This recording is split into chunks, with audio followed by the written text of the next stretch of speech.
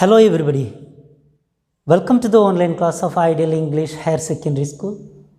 In this video, we are going to start a new chapter. It's a beautiful story written by Prabhat Kumar Mukhopadhyay.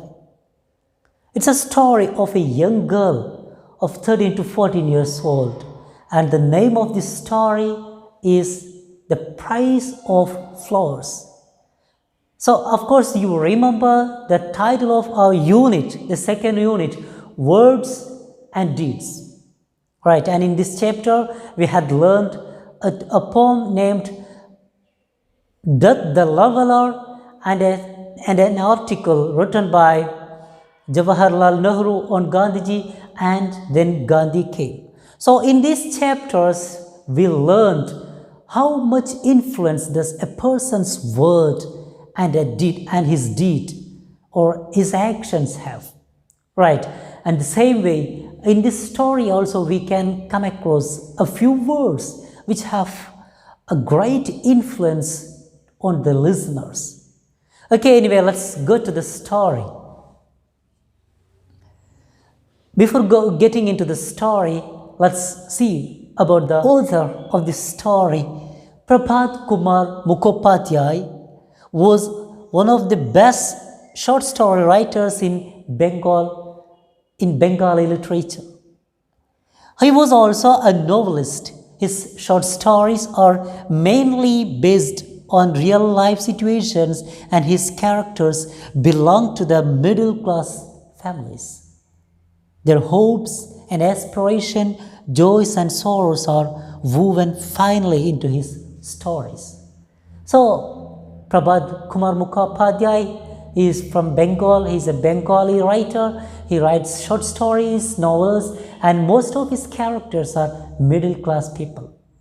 And he beautifully pictures the real life situation of middle class people.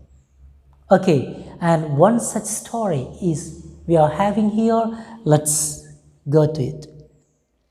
The bonds of human relationship are very strong. The connection, the ties of human relationship are very strong. They are so complex that it is difficult for us to explain. Sometimes the connections, the links are so complex that we can't explain how powerful the bonds are. Words and deeds have a soothing effect, and they cement the bonds of relationship. Some words and deeds have some soothing effect, some kind of consolation. It gives us consolation, peace of mind at times, peace of mind. Here is a story about the impact of words. In this story, we can see how much impact does words have. Okay, cement means to fix, to connect. So, words and deeds have a soothing effect, and they cement the bonds. They connect, they tie the bonds of relationship. The price of flowers. The price of flowers. It's a beautiful story, and there is a role for the flower and the price. What is the actual price of the flowers? We will come to know only by the end of this story. Okay. It was nearly 1 o'clock and I was feeling extremely hungry. So I made my way slowly to a vegetarian restaurant which was not far away in St. Martin's Lane. So this is how the author begins this story. So it's a narrative story. The speaker narrates a story. The speaker of the story is one named Mr. Gupta, and he narrates the story. So this is how the author begins this story. It is in first person narration, right? So it is a narrative, a story narrated by someone, and it is said to be first person narration because here the person who narrates, he uses pronouns like I, my, So these are called first person narration, right? There are different types of narration. Third person narration is there. So if someone tells the story of someone else, it is third person narration, right? So here the person who narrates the story, he narrates his own story. So a person named Mr. Gupta tells this story and it is his own experience. So it is first person narrative. Okay, it was nearly 1 o'clock in the afternoon and I was feeling really hungry, extremely hungry. So I made my way slowly to a vegetarian restaurant which was not far away in St. Martin's Lane. So he went to a vegetarian restaurant. From the name of the place itself, you understood it's not in India, it's in Britain, right? St. Martin's Lane, and the narrator went to take his lunch to a vegetarian restaurant. Lunch hours in London restaurants were not so crowded. So lunch hours, at the time of lunch, it is not that crowded in restaurants. In those days, I found not more than 3 or 4 hungry people scattered around the room. I chose a table, seated myself and opened the newspaper. So in these days, lunch hours are not that rush. A few people are there scattered here and there in the restaurant, and he sat on a comfortable table and opened the newspaper. A waitress came and asked and waited politely for my order. I raised my eyes from the paper, glanced at the menu, and told her what I required. So as usual, a waitress came. Waitress, waiter, the feminine gender of waiter is waitress, right? Everybody knows. And the waitress came and she waited politely for the order from me. Then I went through the menu and I told her what I required. "Thank you, sir," she said, and went briskly and noiselessly away. So accepting my order, she went briskly. Briskly means in an active, quick or energetic way. So usually waiters and waitresses in restaurants used to be very active and energetic, right? So she went back receiving my order. At that moment, my attention was drawn to a table not far from mine. A young English girl was sitting there. She had been watching me with interested surprise, but turned her eyes away as soon as I looked at her. So soon as I was sitting there, soon my attraction, my eyes I caught the sight of a girl who was sitting a nearby table, and she was eagerly looking at me, that girl. And when I looked at her, she turned away, escaping my sight. So, with interested surprise, but turned her eyes away as soon as I looked at her. So when I looked at her, she turned her face. The girl was 13 or 14 years old. So she is the main character, the central character of this story. We will come to learn about her. So anyway, you bear in mind, the central character of this story is a girl of 13 to 14 years old. Her clothes betrayed her poverty. So she was very poor. She has worn clothes which betrayed. Betray means revealed her poverty. So the clothes that she had worn itself revealed she was poor, from poor family. Her hair hung in a heavy stream down her back. Her eyes were large. She had big eyes, large eyes. They had a sad expression, and in the eyes we can see the sadness, the sorrows she was suffering. I watched her when she was not looking so that she would not notice. And I watched her when she was not looking. When I look at her, she turned her face. So I didn't want her to know that I'm noticing her. So I watched her when she was not looking. My lunch was served as she was finishing hers. So I just got my lunch and she was about to finish hers. The waitress brought her the bill. Bills are paid at the desk as one goes out. The desk is near the door. So she got her bill and she paid it. And the desk where once one pay the bill is just near the door where one passes. Right. So after paying the bill, she just went outside. The girl stood up. My eyes followed her. As she paid her bill, she asked the cashier in a low voice, "Please, miss, can you tell me if that gentleman is an Indian?"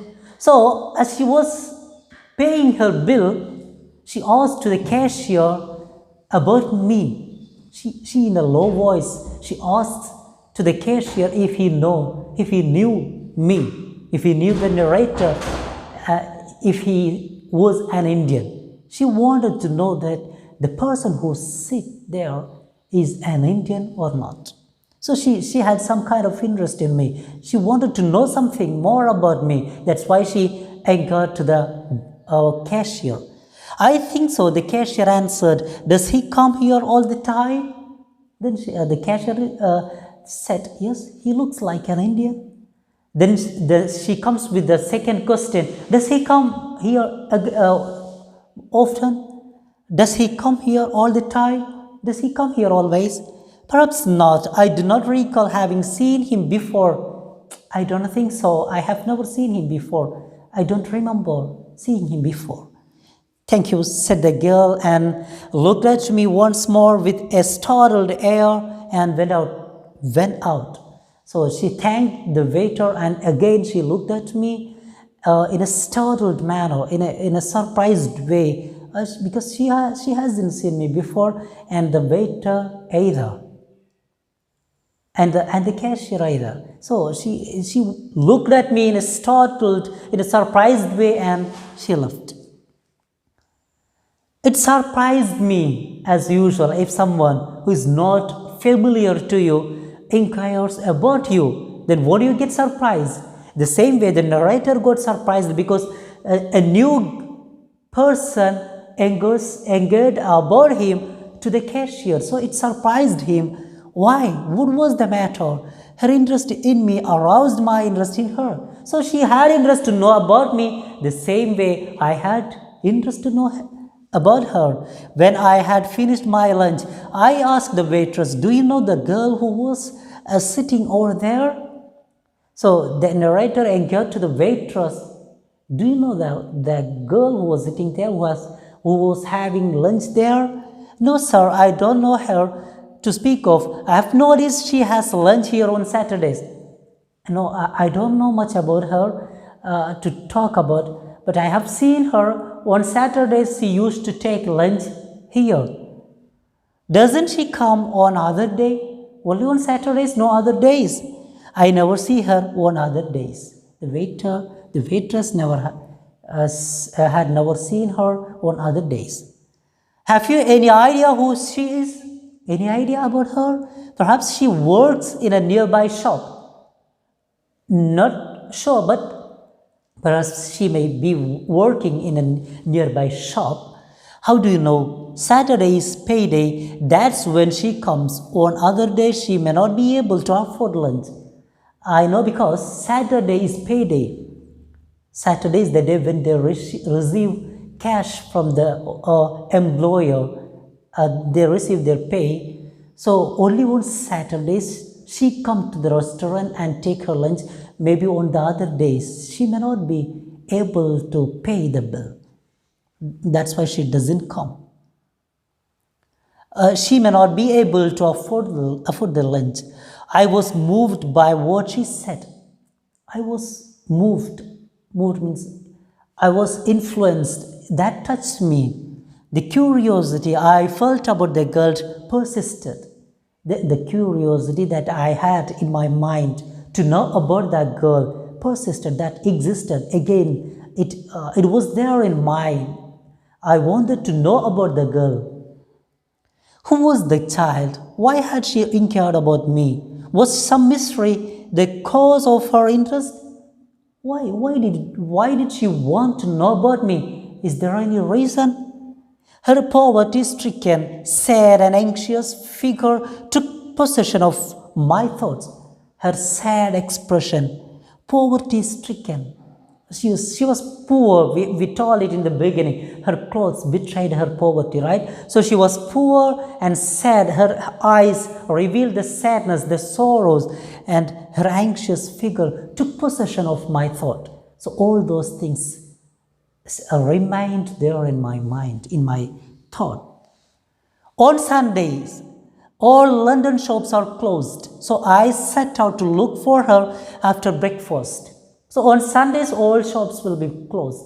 Then I went out in search of the girl. So I set out to look for her after breakfast on Monday morning. So on Sundays, all the shops will be closed. So the author understood, the narrator understood that he would not be able to find out the girl on Sundays. So after the breakfast on the Monday, after his breakfast on Monday, the author set out in search of the girl. I looked into the shops on the street near St. Martin's Lane and especially the shops on the Strand, but I found no trace of the girl. And the narrator went in search of the girl and he searched everywhere in the shops in the St. Martin's Lane and he couldn't find, especially the shops in a Strand, in a line. He searched everywhere and he couldn't find the girl there. The week passed. Saturday came again. So the week passed and again Saturday came. I presented myself at the vegetarian restaurant once more. So the author again went to the same vegetarian restaurant. Do you know why? Why? Especially on Saturdays. Yes, he wanted to meet the girl and she takes lunch only on Saturdays. She takes lunch on Saturdays from the restaurant. So he expected her to come there. So he already took his seat there in the restaurant. Once more, as I entered, I saw her sitting at the same table as before. So as he entered, he saw the girl on the same table. She was eating. I walked up and took the chair opposite hers. So she was having her lunch and the narrator directly went and took the chair nearby her, saying, "Good afternoon." "Good afternoon, sir," she responded hesitantly. He said good afternoon. He wished good afternoon. Then she wished back good afternoon hesitantly. She was not that interested because he was a stranger for her, right? So she was not that interested. She responded hesitantly. By making one brief remark after another, I was able slowly to start a conversation. At last she asked, "Are you an Indian?" So the author wanted to know more about the girl, so he again and again talked, making one or two comments, small comments. He could create a conversation between them, and at last the girl came up with a question, "Are you an Indian?" It was the first question that the girl had to ask to this narrator. "Yes." "Excuse me, are you a vegetarian?" Look at the strangeness of the question. The first question was, "Are you an Indian?" The second one is, "Are you a vegetarian?" Is that how we get introduced with person? Is that the question that we ask to a person whom you get to familiar for the first time? Of course not. Right? We have so many other things. Where are you from? Or what's your name? Where are you from? What are you? What are you doing here? Questions like these, right? But here the first question, "Are you an Indian?" And the second one, "Are you a vegetarian?" Why do you ask? The narrator didn't give a direct answer. Instead, he also continued with a question. "Why do you ask? I have heard that most Indians are vegetarians. How is that you know anything about India?" Then the girl said, "Why do you ask?" The author asked the girl, "Why do you ask if I were a vegetarian?" Then the girl said, I have heard most Indians are vegetarian. Then again the narrator asked, how do you know about India? How do you know anything about India? My elder brother is in India. He's a soldier. So the girl's elder brother, he's in India. That's why she is anxious about Indians. She wanted to know about Indians, right? And of course, there will be a reason for her to know about if he was a vegetarian. She wanted to know that too. There should be a reason, we'll come to know, right? My elder brother is in India, he's a soldier. I am not much of a vegetarian, I answered her question, but enjoy a vegetarian meal now and then. The girl seemed disappointed. So when she said her brother was in India, the narrator again responded, I'm not that vegetarian actually, I take non-veg too. But at times I enjoy a vegetarian meal. That's what his response. But this answer didn't made her happy. Instead, this answer disappointed her. Actually, she was looking for a vegetarian Indian because she has something to get done, I think. Don't you think so? Because she was looking for a vegetarian. So his answer disappointed her. She felt disappointed. I learned that her only guardian was this elder brother. She lived with her old widowed mother. So she had only this brother. He was her guardian. He was taking care of the family and she was living with her widowed mother. Do you hear from your brother? The narrator asked, do you hear from your brother? We have not had a letter from him for a long time. My mother is very worried. People tell her that India is full of tigers and snakes and fears. She's afraid something has happened to him. So as the narrator asked, do you hear from your brother? Do you receive any news from him? Then the girl said, for a long time we didn't receive anything. He hasn't written us. And my mother is very much worried about him because people told her that India is full of tigers, snakes, and fevers. Fever, the disease, So my mother thinks that something has happened to my brother. Is it true, sir, that India is full of tigers and snakes and fevers? The little girl, is very conscious about her brother, so she asks, sir, is it correct that India is full of tigers, snakes and fears? What do you think? You are Indians, right? What do you think? Is India is full of tigers, snakes and fears? Of course not. It is a rumor that they believed. Someone has told them that India is full of snakes, tigers and fears. So she wanted to get it cleared, right? She asked, no, I smiled. Then the narrator smiled. How could people live there if it were? I am an Indian, and there are so many people live. How could people live there if India is full of tigers, snakes and fear? How could people live there? The girl sighed softly. She sighed a sigh of relief.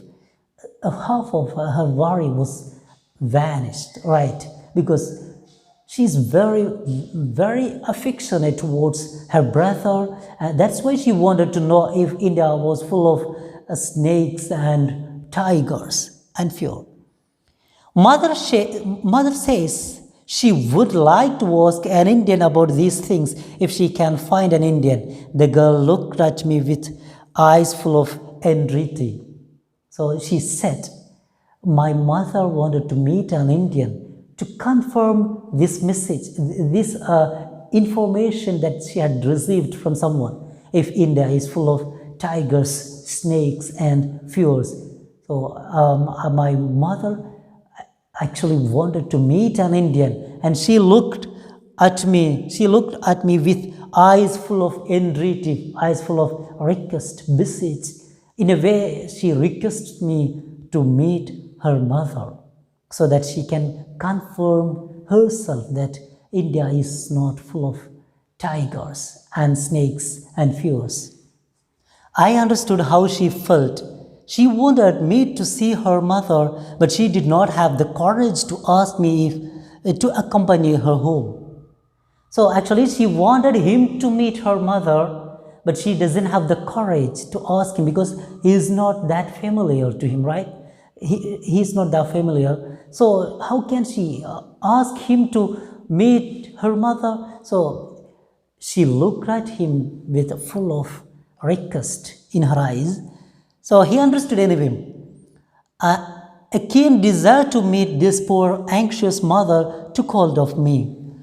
I had not had the opportunity to visit an impoverished English home. I wished to see how the poor lived in this country, to know what they think. So actually, the narrator himself had the keen desire to visit her house because he wanted to know how poor people, impoverished means poor, right?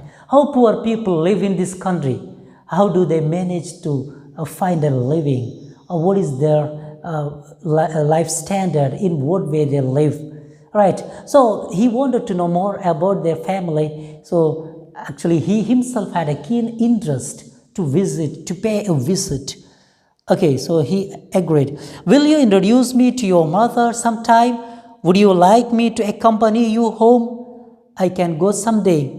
So the narrator asked this question to the girl. Will you introduce me to your mother sometime? Can you introduce me to your mother? Would you like me to accompany you home? Can I come with you to your home? I can go someday. Someday I can meet your mother. Can you do that? He asks to the girl. The girl's eye brimmed with gratitude. Actually, this was she expecting from him, right? This was the exact thing she wanted from him. So, as she listened to him, her eyes brimmed means filled with gratitude. Thank you ever so much, she said. Thank you so much. It's so kind of you. Can you come now? You are so kind. Can you come now? With pleasure, narrator said, with pleasure I can come. It will not interfere with anything else you have to do. So if you come now, won't it interfere any of your planning? If you had some planning for now, if you come with me, it will interfere your planning, right? So won't it interfere with anything else you have to do? No, not at all. This afternoon is entirely my own. No, this afternoon I am free. I don't have any plan, anything pre-planned. So it's entirely my own. I can do anything what I wish. The girl was delighted. We finished our lunch and got up together. We finished our lunch and stood up. As we walked, I asked her, may I know your name? So they were walking towards her house and the narrator asked her, what's your name? May I know your name? My name is Alice Margaret Clifford. So the young girl's name, the girl who was 13 to 14 years old, the poor girl who was just betrayed her poverty, and her name was Alice Margaret Clifford.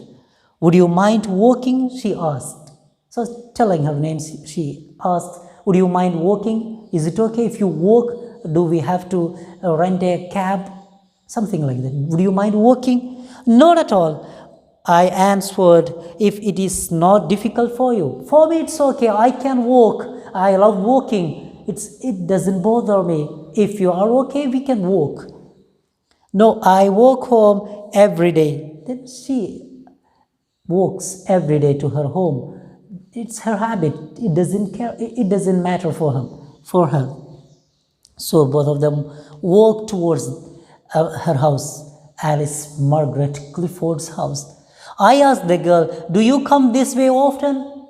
You come this way very often? Yes, she answered, I work as a typist in the civil service stores. Every afternoon I come home this way. Today is Saturday, so I am off early. Yes, I come this way every day. I work here in a civil service office as a typist. And today is Saturday, so I am off earlier. Shall I call you Miss Clifford or Alice? Oh, the narrator asked, shall I call you Miss Clifford or Alice? I'm not grown up yet. You may call me what you like. I'm usually called Maggie. She laughed. You can call me anything, Miss Clifford or Alice or anything. I'm not grown up yet. But usually people call me Maggie. Maggie is her name. Okay, that's how she's called. She laughed. Are you very anxious to grow up? Oh, you are very anxious to grow up. You want to know how would it be when you grow up, when you are a grown up? Yes, she's very anxious to grow up. Tell me why. When I grow up, I shall be paid more for my work. My mother is old. Yes, she is very anxious to grow up because when she is grown up, should be paid more. As she is a minor now, she is not getting paid well. So when she grow up, she'll be paid more and she can take care of her mother. She is very old and she can't go for a job. So she wanted to take care of her mother. She needed more income. That's why she is very anxious about growing up. Is the work you do to your liking? So you are a typist, and do you like your job? Is it your liking? As per your liking? No. The work is very mechanical. Typist, the work is very mechanical. I want work that will make me use my head. I want to work using my brain, my head. Brain work, like the work of a secretary. So she doesn't like this work. Here you have to use your hands more than your mind, your skills, your speed is called, right? So she wanted to use her brain in her work. So she liked works like that, like the work of a secretary. We crossed the bridge and arrived in Lambeth. They crossing a bridge. They reached Lambeth, a place, a suburban place in London. It's a poor neighborhood. If I ever become a secretary, Maggie said, I shall take mother away from here. So if I ever become a secretary, I will take my mother away from here because it's a poor place. Only poor people live there. Right. Did your father call you Maggie or Magsy? So the narrator asks another question. Did your father call you Maggie or Magsy? When he was very affectionate, he called me Magsy. How did you know? She said, when my father was very affectionate, he used to call me Magsy. Anyway, how did you know? How did you know that my father called me Magsy? Yes, I answered mysteriously. We are Indians, we know about the future and all kinds of magic. So the narrator tries to play a trick. He's kidding this girl and he says, we are Indians and we know we have mysterious power. We can predict future and we have magical powers. I answered mysteriously, we are Indians, we know about the future and all kinds of magic. Indians are very well aware of magics too. He just tries to laugh at the girl. Kidding. That's what I have heard, she said. Then she agreed that. That's what I have heard. Indians have magical power. Indeed, I was surprised. Actually, he didn't expect this response from her. She said, that's what I have heard. Indians have magical power. So it was strange for the narrator. Actually, he himself didn't expect this response. Then he asked, indeed, what have you heard? What have you heard of Indians? I have heard that there are many people in India who have occult power. I have heard that there are many people in India who have occult power. Occult power means mysterious power. Mysterious power, strange powers. They are called yogis, and those people are called yogis, but you are not a yogi. Those people who have occult power, who have a mysterious power, are called yogis, and you are not a yogi. Even though you are an Indian, you are not a yogi. How do you know that I am not a yogi, Maggie? How do you know that? How can you confirm that I am not a yogi? How do you know that? Yogis do not eat meat. That's why she had asked in the beginning itself, are you a vegetarian? She wanted to confirm that he is a yogi or not.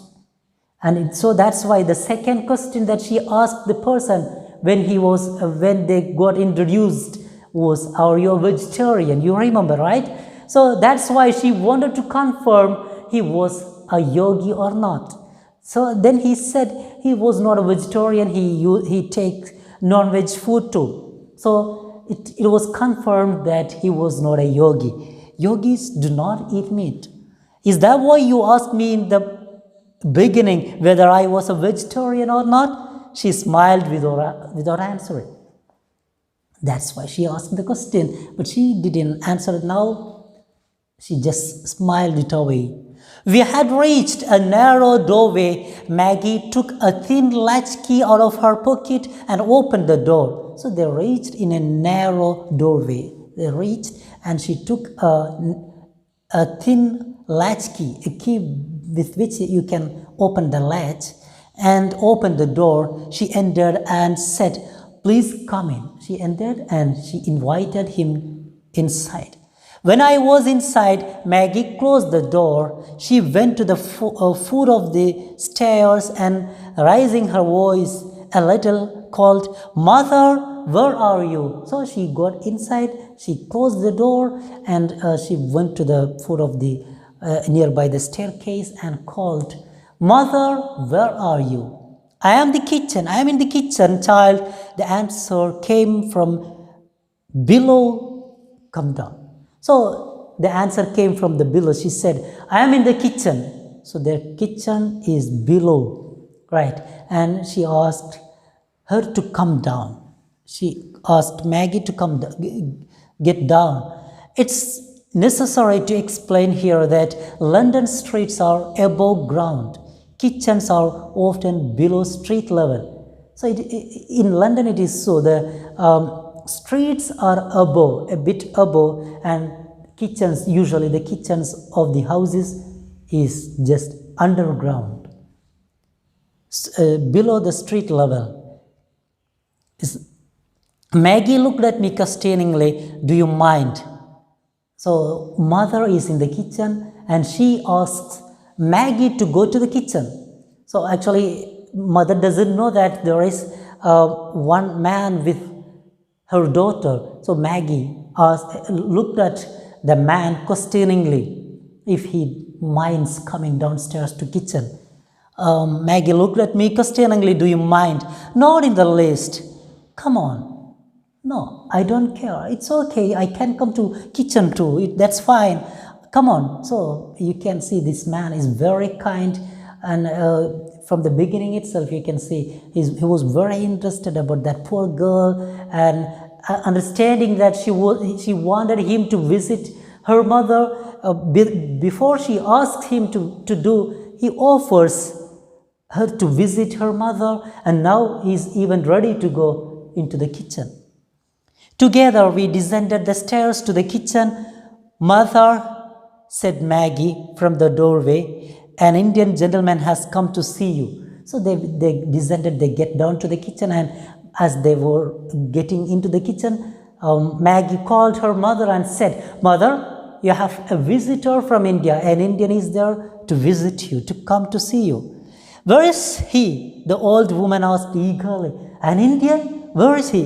So she also was expecting this man to come, because Maggie must have shared the incident that took place before, because she had the incident that she met an Indian, right? So without having much surprise, she asked, "Where is that gentleman? Where is he?" The old woman asked eagerly. With a smile, I stepped into the kitchen behind Maggie. So then Maggie entered the kitchen, and I stepped behind her to the kitchen. She introduced us. This is Mr. Gupta, mother. She said, Mr. Gupta, my mother. So the narrator's name is Mr. Gupta, and she introduced each other.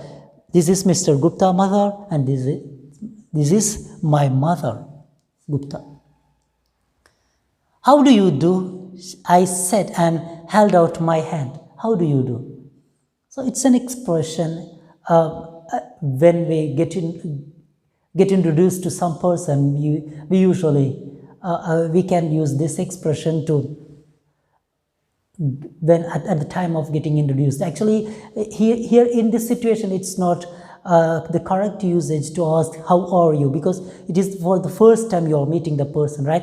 So you can begin with how do you do, right? So I said how do you do, and it is said the response to how do you do is the same how do you do, not fine like that, right? So how do you do? I said and I held out my hand.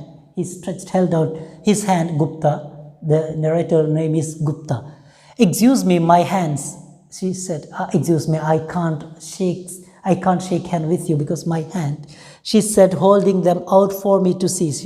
She held her hands like this for me to see, for Gupta to see. They were covered with flour.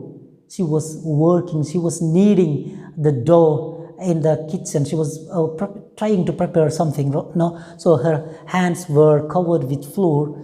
Today is Saturday, she explained. I'm making cakes. People will come to buy them this evening. They'll be sold on the street tonight. So she said, today is Saturday. So on Saturdays, we used to bake cakes to be sold in the evening. So in the evening, we will take this to the street and sell. As today is the payday, people will have money with them. They will buy things. Right, so on Saturday it is their special. So they'll be sold on the street tonight. This is the way we make our living. Lots of trouble. So this is how we make a living, she said. Lots of trouble we have to go through. Saturday night is a time of festivity in poor neighborhoods. So Saturday night is a day of festivity in poor neighborhoods, because on Saturday they receive their salary, right? It is payday. All sorts of things are sold from countless lighted push carts. So using push carts, you can see the image there, right? A cart that can be pushed. So loads of push carts with lights will be there in the street, and so many things will be sold. All sorts of things are sold from countless lighted push carts. The streets are more crowded than on any other day. So on Saturdays, the streets are more crowded. Saturday is the day the poor are able to spend a little, for they receive their weekly wages. Because Saturday is the only day when the poor can buy something, because on Saturdays they receive their wages. Right? Yes. Ingredients for cake making: flour, sugar, fat, raisins, eggs, and so forth were set out in readiness upon the dresser. So she was baking cake, and all the ingredients were put in a way she can handle at any time upon the dresser. Dresser is something like this, a wooden table with shelves where plates and other things utensils can be stored. So in the dresser, she had everything in ready: sugar, fat, raisins, eggs. So all those things were ready. Several freshly baked cakes in tins were also there. So she had already baked some cakes too. So several freshly baked cakes were there too. Sitting in such a poor kitchen will not be very pleasant for you, will it? Mrs. Clifford said. So Maggie's mother says, sitting in such poor kitchen may not be a good experience for you, right? She asks. Mrs. Clifford said, I have almost finished my work, Maggie. Take him into the sitting room. I'll come in a minute. And Mrs. Clifford said, he may not find it a pleasant thing to sit here in this kitchen. You can take him upstairs. It's almost finished. I'll be back soon, she said. No, no, I protested. I can sit here well enough that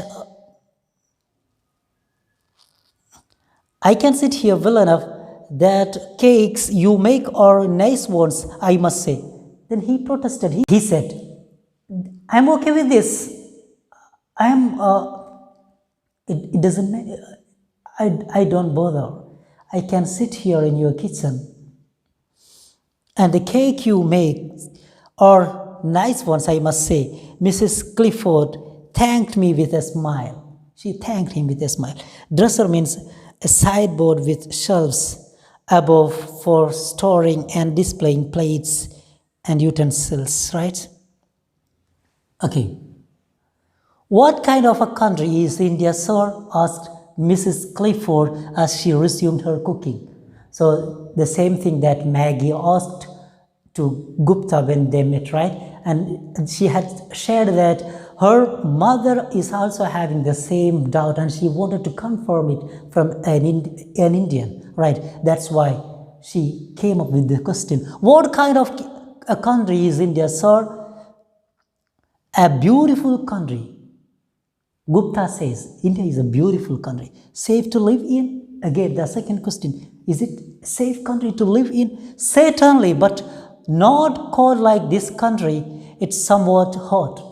Certainly, it's safe to live in, but the climate is a bit different. Unlike this country, it's not dark cold. Unlike this country, it's hot, right?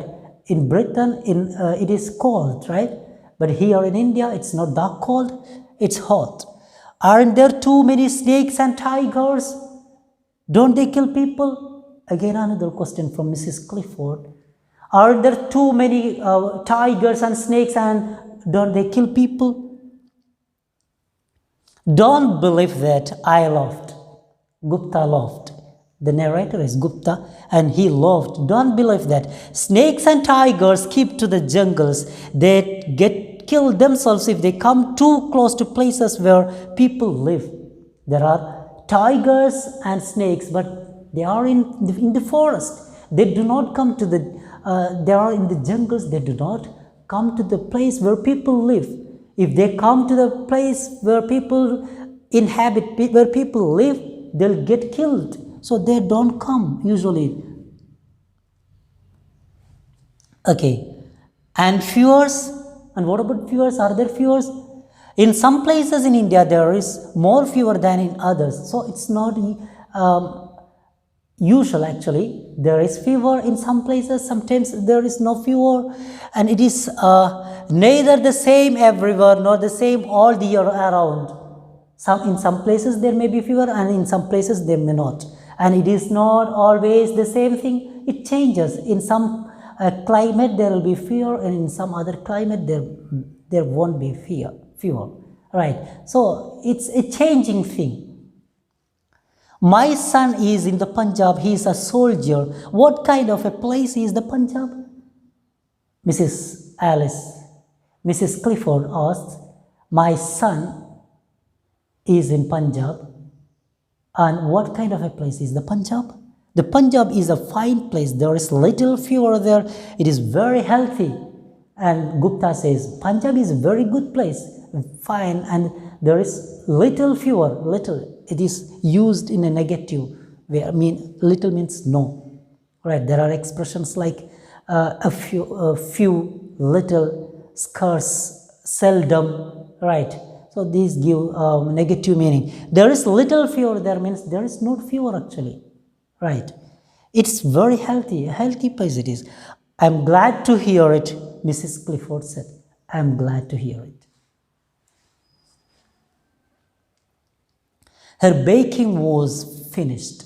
So she finished her baking. Maggie, she said, take Mr. Gupta upstairs. I'll wash my hands and bring tea. Take him to upstairs. I'll wash my hand and bring tea. Maggie showed the way to their sitting room and I followed. Maggie took him to the sitting room. The furniture was cheap and there was not much of it. The furniture in the house was cheap, not expensive. And there were not cheap furniture too, only a few of them. And was not much of it. The carpet was old, torn in places. The carpet that they had spread was torn and it was old and torn in places, but everything was extremely clean. Though they were old, they had kept it very clean and neat. Maggie drew the curtains back and opened the window. She drew the curtains and opened the window for the air to get in. There was a glass bookcase. I stood in front of it. A bookcase was there. Gupta stood in front of it. Mrs. Clifford came in carrying the tea tray. A few minutes later, all traces of the kitchen had vanished from her person. So after a few minutes, Mrs. Clifford brings the tray of tea, and after washing, all the traces of kitchen's tiresome job has vanished. Now she looked fresh and neat. As we drank tea, I talked about India. Then, as they were taking tea, he talked about India. Mrs. Clifford showed me a photograph of her son.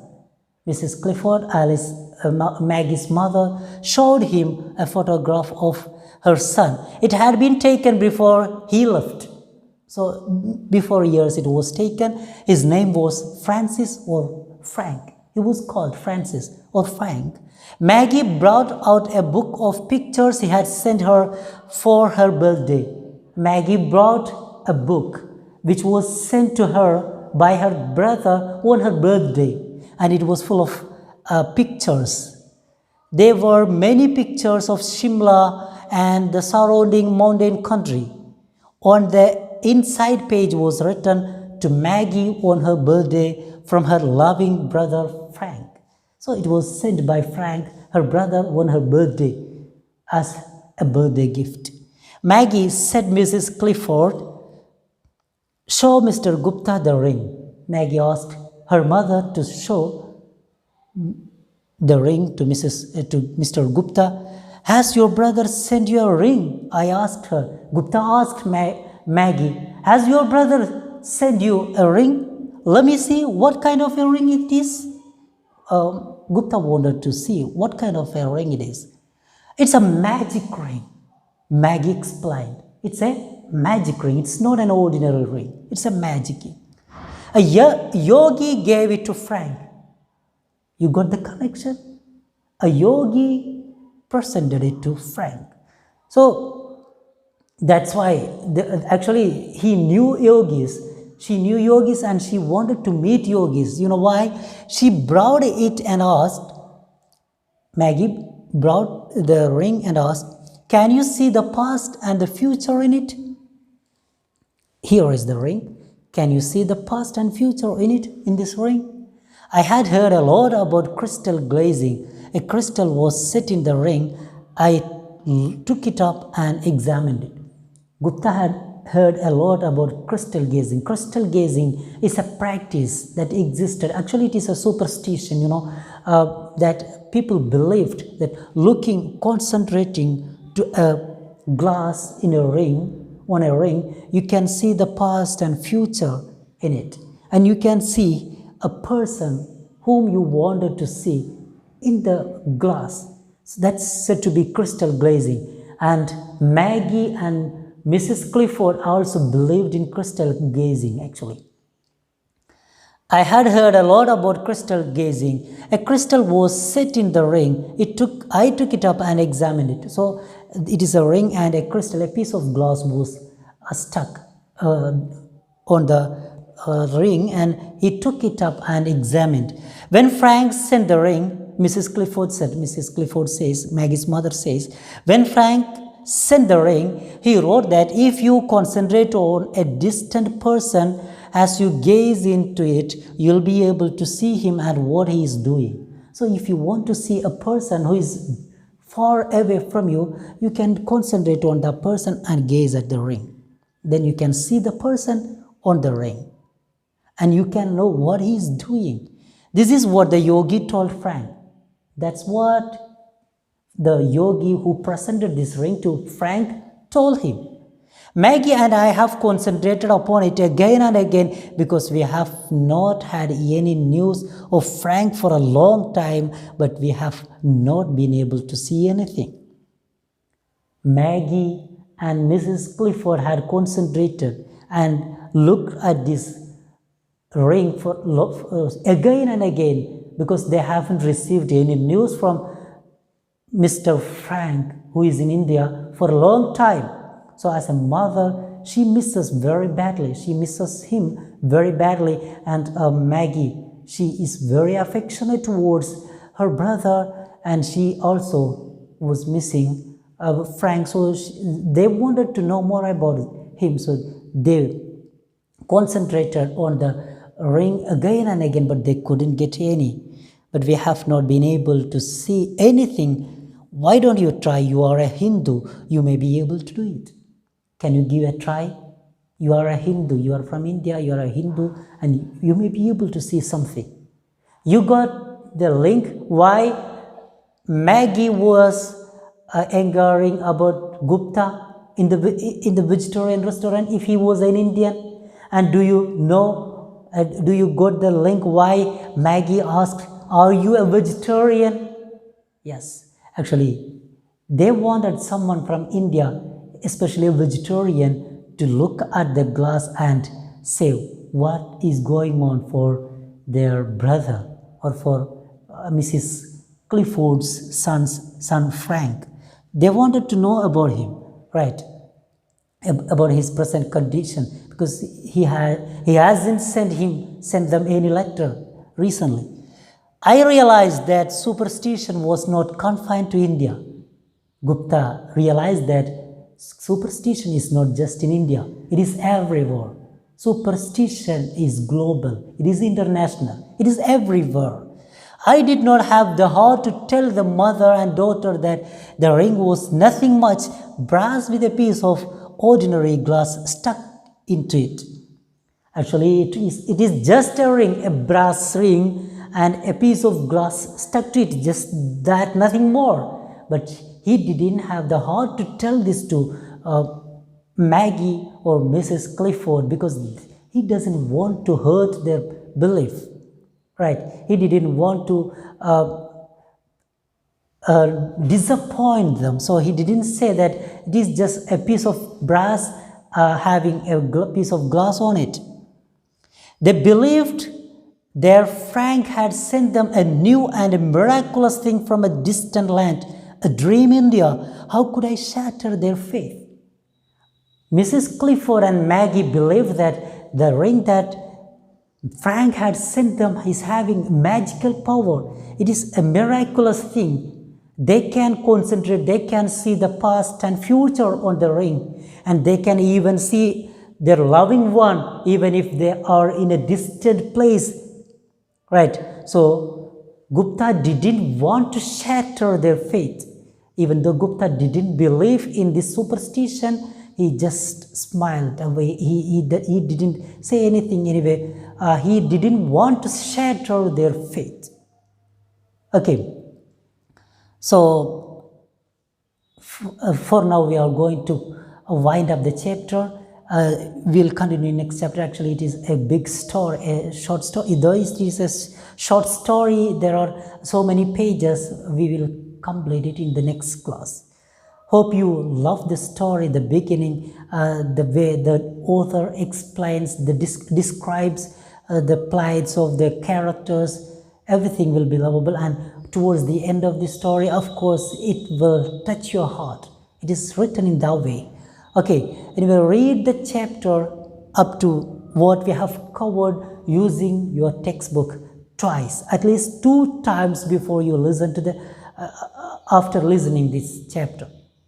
Okay, 2 times at least you should read, because from the textual part there will be questions for your examination. Okay, wherever you find hints related to the character Maggie or Gupta, you can just underline. because character sketch of Maggie and Gupta, Mrs. Clifford will be asked for examination. So as you read, when you underline, it would be very helpful for you to prepare the character sketch of the characters. Okay, we'll continue in next class. Till then, goodbye. Have a great day. Thank you for watching.